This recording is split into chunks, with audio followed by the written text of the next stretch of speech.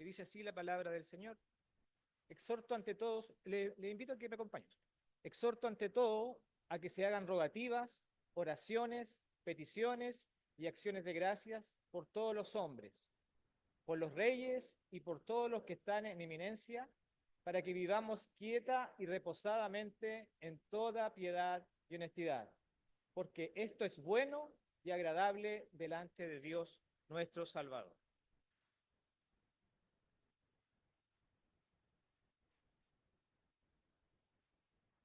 Muchas gracias, hermano. Bueno, hermanos, hoy día hablaremos de un medio de gracia fundamental, que es la oración. Hoy, sin embargo, el título de esta predicación, que ya es la quinta de esta serie, nos dice que es exhorto a que se hagan oraciones por todas las autoridades. Exhorto a que se hagan oraciones por todas las autoridades. Y también yo quise poner un subtítulo de este medio de gracia fundamental, que a veces por nosotros mismos es un tanto subestimado, que se entiende bien subestimado, y a veces también delegado o olvidado o no priorizado. Y sin lugar a duda, una de las cosas que distingue a la iglesia es la oración. A una iglesia cristiana es la práctica de esta oración. Pero quiero que hagamos un ejercicio por un momento, un segundo, 5 segundos, y pensemos por un momento en cómo serían nuestras reuniones si elimináramos toda expresión de oración, toda expresión que pudiera conectarnos con el Señor, alguna comunicación con Dios. ¿Cómo serían? Sería complejo, porque pasarían a ser de cultos de adoración al Señor. ¿Qué serían? Una mera actividad social, y el resultado, perdón, sería una especie de reunión, como le dije, en la que se escucha, se analiza quizás un discurso religioso, bíblico, y sus implicaciones para la vida. Eso existe en el mundo. Ahora se llaman, el nombre que le dan técnicamente es coaching, como un coach que da acciones para la vida, que te da algunos tips para continuar trabajando en cuanto a tus dificultades, a tus fortalezas. Lo cierto es que es imposible, hermanos, o no puede haber un culto al Señor sin esta oración congregacional o oración pública. ¿Qué les parece? ¿Es así o no? Es así. Y hoy veremos en el capítulo 2 de Timoteo, en la primera carta, que después de dar algunas instrucciones generales a Timoteo sobre los desafíos en la misión en la iglesia de Éfeso, el apóstol Pablo da unas recomendaciones específicas. Y recordemos que el propósito de estas instrucciones es poner en orden las cosas que estaban saliendo mal o saliendo de su cauce en la iglesia de Éfeso. Y la primera de ellas, hermanos, es recomendaciones con respecto de la oración.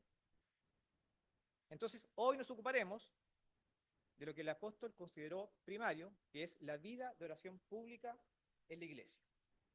Y quiero plantear un argumento, que lo tengo escrito acá, para proponernos, es que la iglesia debe orar siempre porque es la voluntad de Dios y porque Él responde trayendo salvación. Y si la oración, hermanos, es tan determinante en nuestra iglesia, es pertinente que veamos 3 puntos. La naturaleza de la oración, en 1 Timoteo 2:1, el alcance de la oración, en 1 Timoteo 2:2, y las razones de la oración en la iglesia, 1 Timoteo 2:3 y 4. Así que esos serán nuestros 3 puntos. Espero no ser tan largo, porque yo sé que nuestro pastor lo condensa muy perfectamente en 30 minutos, un poquito más, pero a mí me cuesta más. Pero espero poder hacerlo. Y si no, me tienen misericordia. La naturaleza de la oración entonces en la iglesia, 1 Timoteo 2:1. La instrucción, hermanos, creo que está, lo pueden mostrar los chiquillos, está en pantalla y comienza con una declaración enérgica de Pablo y con lo que es básicamente un llamado de atención. Es claro y contundente y dice que ante todo se hagan plegarias, oraciones, peticiones y acciones de gracia. Y fíjese en esto, que él señala la oración en sí, pero también clasifica la oración. Dice plegarias, oraciones, peticiones y acciones de gracia. Es importante, hermanos, aclarar aquí que Pablo se está refiriendo en todo momento a la práctica de oración en el culto, a la oración congregacional.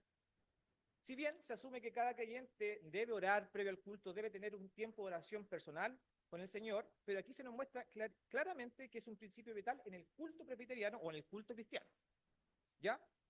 Ahora, para introducir también, no sabemos lo que está motivando a Pablo a tomar esto como la primera indicación, a concentrarse en esta indicación. Tampoco sabemos si tenía información previa respecto de la situación de Éfeso, pero podemos inferir también que la oración en el culto estaba siendo un poco relegada, ¿ya? No menos necesaria. Y había pasado a ser algo menos necesario, perdón. Y también entendemos, hermanos, que la referencia de ante todo no es en relación al tiempo, ¿ya? No es que se debe orar antes de empezar los cultos, aunque entendemos que siempre es una linda práctica y siempre debe ser así. Al partir el día debemos partir con nuestro devocional, eso está claro. Pero la idea acá va asociada a algo que debe tener prioridad, pero que no debe ser dejado en lista de espera, pero en el culto. Y aquí es cuando yo trato también de llevarlo a nuestra práctica. Nosotros conocemos como la liturgia de nuestra iglesia. Y aquí cuando yo empiezo a pensar y me decía, ¿cuál es la importancia que damos al preludio en nuestra casa de oración? Yo les pregunto, ¿cuál es el preludio? El preludio es cuando cantamos, ¿cierto? Pero es un momento que el Señor también nos entrega para prepararnos en oración.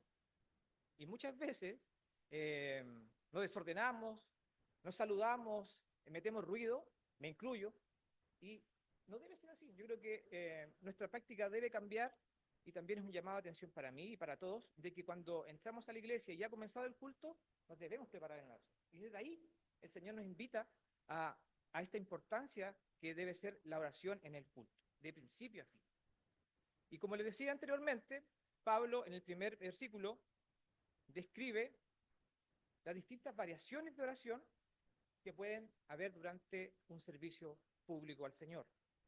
Dice que hay plegarias, estas son súplicas por necesidades específicas, generalmente caracterizadas por una intensidad en el tono y marcado en su expresión. Oraciones que tienen que ver más con oraciones generales, que están siempre en la iglesia, de carácter más permanente.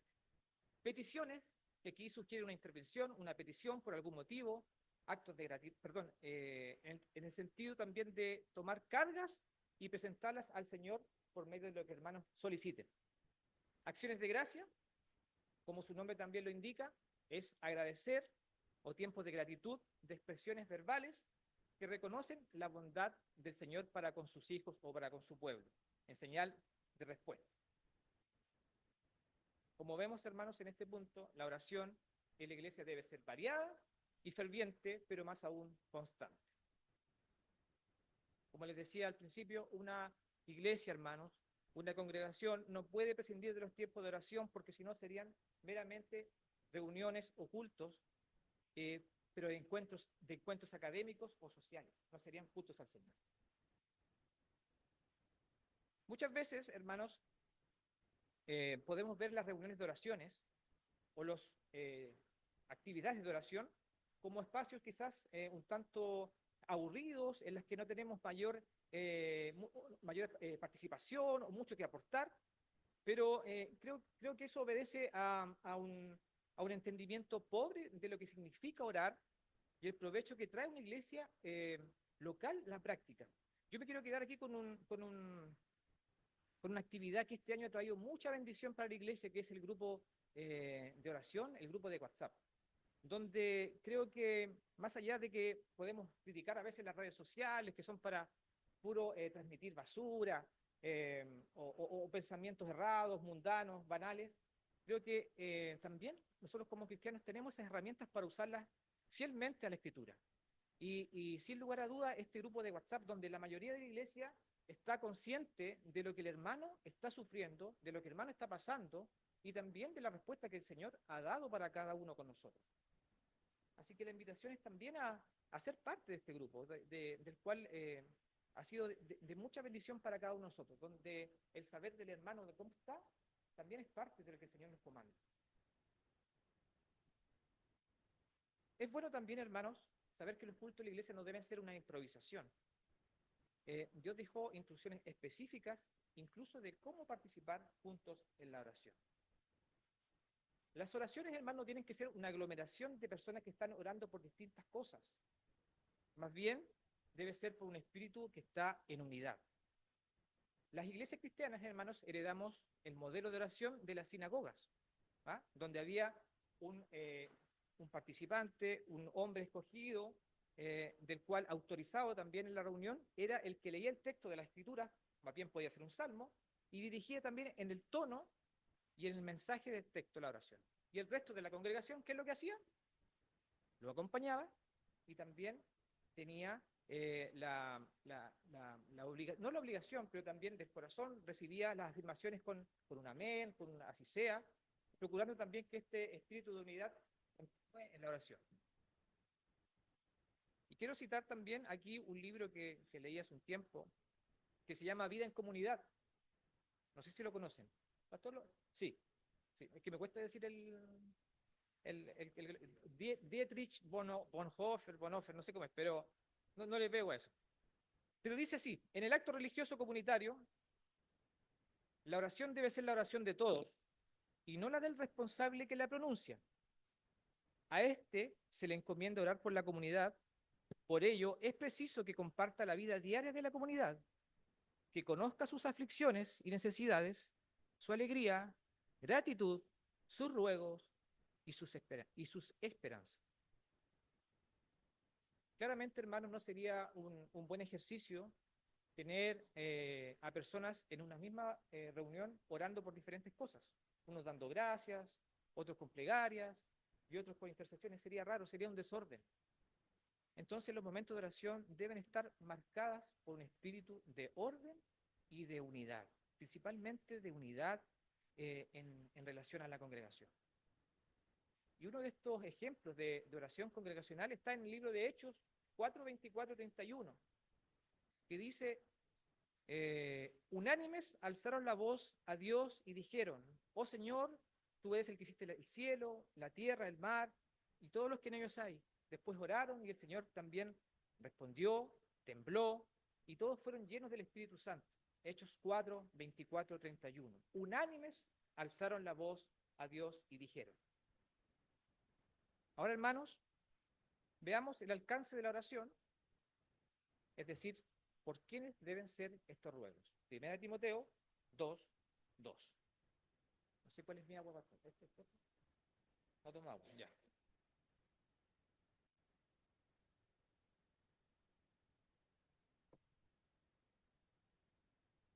El alcance de la oración en la iglesia.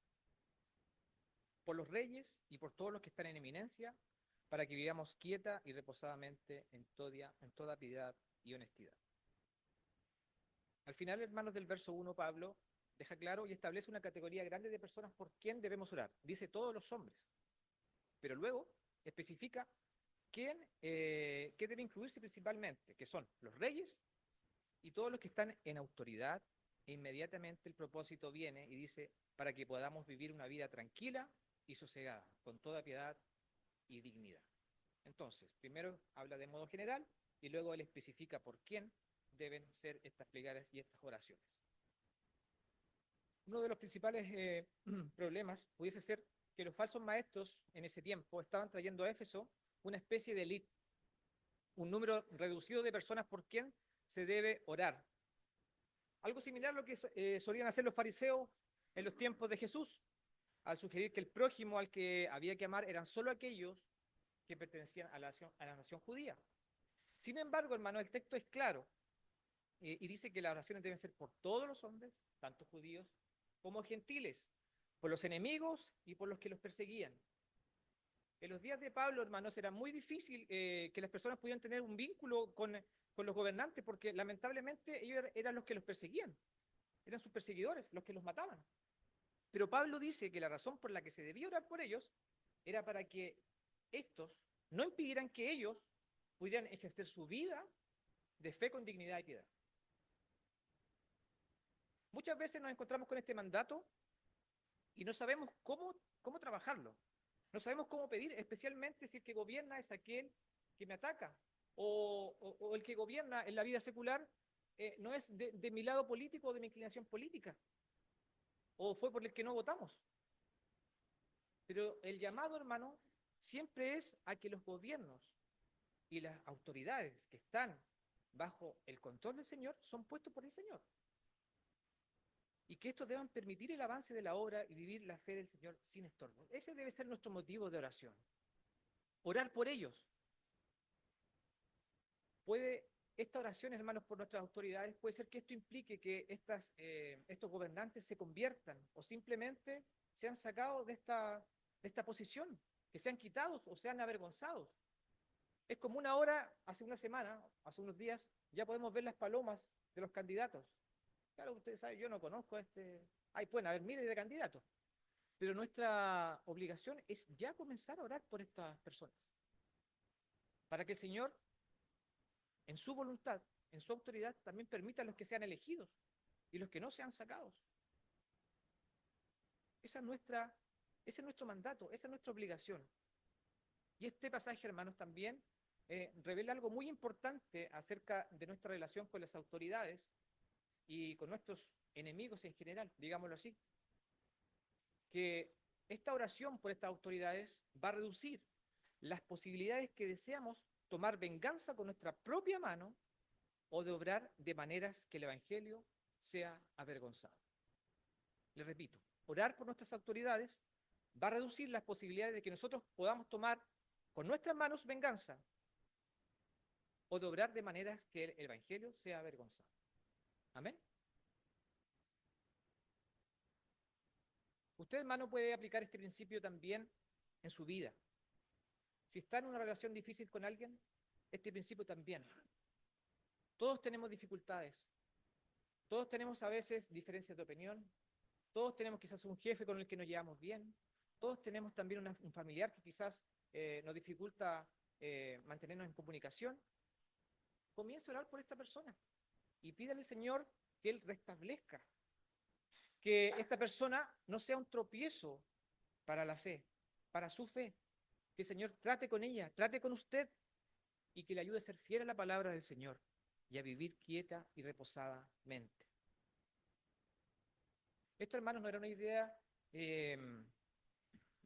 nueva, era una idea que proviene del Antiguo Testamento. Era de una de las instrucciones que Dios dio al pueblo de Israel cuando fueron llevados a Babilonia.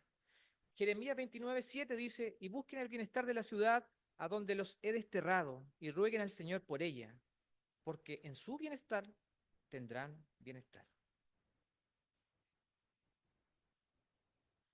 Es entendible, hermanos, que a veces nos resulte difícil tomar este camino, y el más fácil es tomar el camino de la indiferencia. Pero debemos pensar y ver más allá de la política o la simpatía o antipatía de un líder. Es más allá, es mucho más que eso, es ver que el reino del Señor avanza y lo hace por medio de estas oraciones de su pueblo. Esta instrucción, hermanos, también nos debe ayudar a no subestimar el poder de la oración. El Señor es dueño de todo, incluso de los gobiernos de este mundo. ¿Amén? ¿Lo piensan así? Exhorto que se hagan rogativas por todas las autoridades. Ahora bien, hermanos, ya vimos algunos aspectos de cómo debe ser la oración en la iglesia. Según las instrucciones de Pablo, debemos orar sin distinción de personas, pero ahora veamos las razones o los motivos del por qué nos debe impulsar a esta oración, a este propósito. Punto 3, las razones de la oración en la iglesia. Primera de Timoteo 2, 3, 4.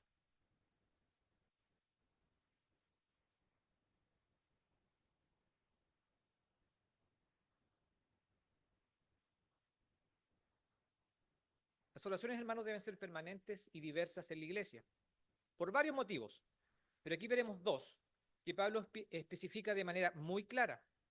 Primero, debemos orar por todos, porque eso es bueno y agradable al Señor, y Dios quiere que los hombres sean salvos. Primero, es voluntad del Dios, es voluntad del Señor. Eso ya debería ser un motivo el más grande y suficiente, pero muchas veces nuestra desobediencia nos lleva a ser, primero, egoístas y a concentrarnos en nosotros mismos. Orar por otros hermanos, orar por los que nos necesitan, o por también nuestros enemigos o perseguidores, es la forma de reflejar la bondad de Dios, pero también el Evangelio. Él no se satisfizo a sí mismo. Él buscó siempre la manera de bendecir, de servir, y cuando oramos como iglesia, hermanos, estamos sirviendo unos a otros y estamos imitando el ejemplo de piedad y servicio del Señor. Dios quiere que los hombres sean salvos. La oración claramente también tiene un carácter evangelizador. Debemos orar por los creyentes y por los no creyentes. Puede ser que quizás por los creyentes hagamos oraciones y por los incrédulos plegarias, pero en ambas confiamos que Dios es poderoso para obrar. Dios salva por medio del Evangelio. Sin embargo, lo hace también en respuesta a ¿qué? A la oración.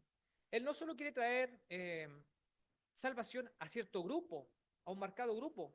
Él desea que tanto pobres como ricos sean salvos, gentiles como judíos, el de derecha, el de izquierda, el de centro, todos escuchen el mensaje de salvación y vengan a Él. Dios, hermanos, abre el entendimiento de cada uno de nosotros para que cuando el mensaje sea predicado, la luz de la verdad entre en cada persona. Si está en la autoridad del Señor, si está en la voluntad del Señor, así será. Nuestro mandato es simplemente orar. Si la predicación, hermanos, del Evangelio es para todos, la oración es lo mismo, debe ser para todos. Debemos orar por todos. Y es pertinente también, hermanos, a la luz de estos pasajes preguntarnos, ya para ir finalizando.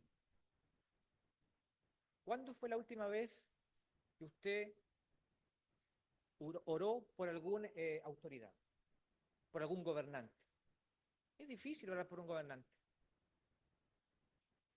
No voy a dar nombres porque no es la idea. ¿Cuándo fue la última vez que oramos por un no convertido, más allá de nuestra familia? ¿Cuándo fue la última vez? ¿Por qué en realidad oramos? Hagan ese ejercicio. ¿Por qué oramos de verdad?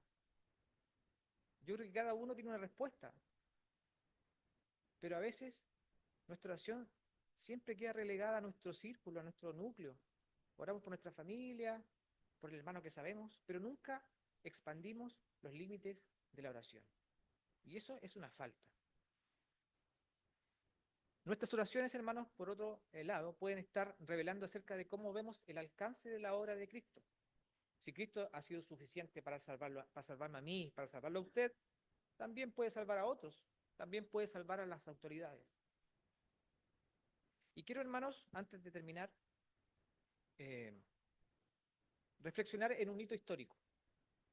Yo no sé si podemos proyectarlo, Nicolás, pero vamos a tratar. Comentarles o recordar quizás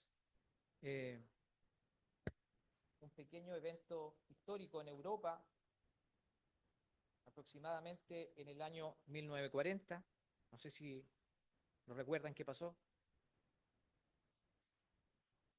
Parece que no estudiaron, no tuvieron historia y geografía. Vamos a tratar de hacerlo, ¿ya? Si no, se los cuento yo.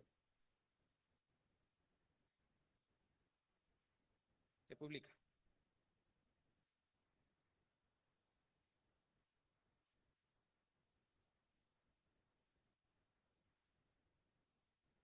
No se ve, ¿cierto?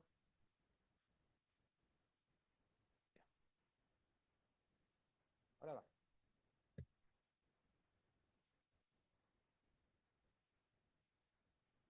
Ahí sí. Bueno, vamos a comentar un hito histórico del cual es importante reflexionar. Jaime me decía si yo iba a disertar sobre la guerra mundial, pero no, algo así. Entonces, hermanos, vamos a, a volver un poco atrás en el tiempo de la Segunda Guerra Mundial en Europa, en el año 1940, donde ustedes seguramente conocen a este sangriento líder, negativo por cierto, que es Hitler, el cual en ese tiempo eh, estaba atacando toda Europa occidental, donde los países más atacados fueron Noruega, Gran Bretaña, Holanda, Bélgica. Y el poder de matanza de este personaje era implacable, era implacable. Y él usó un método de guerra, el cual se llamaba la guerra relámpago, donde él se encargó rápidamente de atacar a todos estos países y luego también de esta seguidilla de países atacó también a Francia, pastor, que por 40 días los mantuvo ahí relegados al orden de Hitler, donde tuvieron que ser humillados por Hitler, los franceses. Y el día 1 de septiembre fue ese tiempo donde él atacó con toda su ira a todos estos países y a todos estos pueblos. Pero quedaba uno, Gran Bretaña, también conocido como Inglaterra. Era el próximo punto a derribar, era Inglaterra. Y en ese tiempo el primer ministro se llamaba, así como dice ahí, Neville Chamberlain, el cual en ese momento fue retirado, delegado, y asumió, con mucha hidalguía también, Winston, perdón, repítelo de nuevo, hermano, Winston Churchill, como dijo nuestro hermano Jan, y él con mucha también hidalguía asumió este cargo. Y obviamente ya se comentaba que el próximo país en la mira por Hitler era obviamente Gran Bretaña o Inglaterra. Y es cuando las iglesias se pusieron obviamente en alerta de lo que estaba pasando. Y es así porque también se dieron cuenta de que el poder de matanza de Hitler era importante. Entonces, ¿qué es lo que hicieron las iglesias? Este caballero, Winston Churchill, como dijo nuestro hermano Jan, en el 23 de mayo de 1940, ¿qué es lo que hizo? Él convocó a orar a todos los líderes religiosos, también fue publicado, y invitó a toda la nación a orar primeramente por las autoridades y orar también por sus tropas, ¿ya? ¿A orar para qué? Ahí vemos cómo también él convocó a orar a todo este pueblo, el cual iba a ser atacado, fulminantemente, a orar por la nación, a pedir oración por esta nación al Señor. Y es donde las iglesias se consagraron a oración. Fíjense ustedes, todas las iglesias, todo el pueblo, en unidad se consagró en oración para que esto no trayera dificultades, para que el Señor también cuidara a sus tropas, para que el Señor también cuidara a sus familias, a sus niños, para que este pueblo no fuera cautivo de la ira de Hitler, del alemán, de los nazis. Y fue así, hermanos, como este día más oscuro de la historia pasó a ser el día más claro de la historia. ¿Qué fue lo que pasó? El alemán, Hitler, mantuvo sus tropas aisladas y nunca atacó. Algunos hacen teoría de lo que pudo pasar o de la hipótesis que pudo pasar. Algunos dicen que una gran nube negra impidió que ellos avanzaran. Otros dicen que Hitler le quiso dar una oportunidad a Churchill para no atacar, para ser salvo. No me sale bien el Churchill, pero bueno, hermano, les pido perdón. ¿Sí? Winston, sí. Dejémoslo en Winston. Pero, hermanos, volviendo a la seriedad, el pueblo oró. El pueblo en unidad clamó por el país, clamó por las familias, clamó por sus niños, clamó por la paz.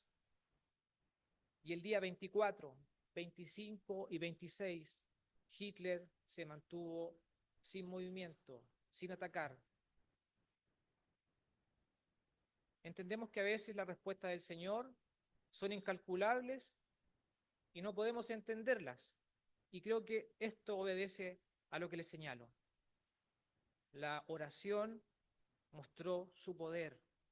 Las tropas se mantuvieron intactas y no atacaron. En momentos de guerra no hay mejor arma que la oración. No es una hermana de la iglesia, es la reina Isabel. Dijo, le temo más a un ejército de personas orando que a un ejército militar. Y es así como ustedes pueden ver que esto es un acto importante o un milagro de la historia. Nosotros no lo creemos como un milagro, lo creemos como una respuesta del Señor para con sus hijos. Y cuando el pueblo se postra ante Dios, el Señor también responde. Para terminar, hermanos,